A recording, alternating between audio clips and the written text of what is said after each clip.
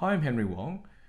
Say you're looking at buying a property and you want to see how far is it to walk to certain destinations like a school, a shop, a park, whatever that may be.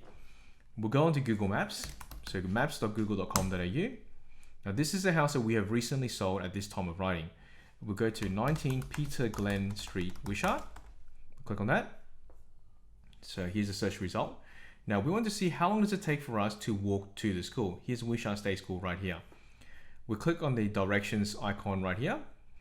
Make sure we have the walking icon clicked because we want to see how long it takes to walk. And then we click a point on the map. So the school's right here.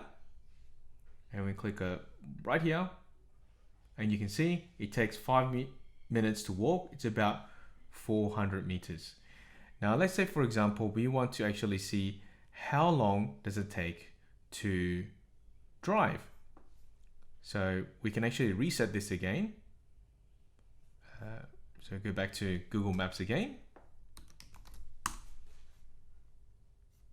And we'll type in 19 Peter Glen Street.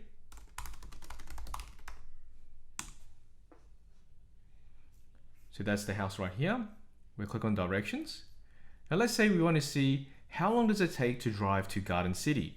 So we hit the driving button right up here. Now we zoom out. So we see over here, we zoom out. Now Garden City is over here. So we hit the driving button over here.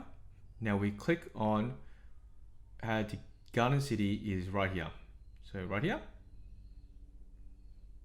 And you can see this is a 3-minute drive.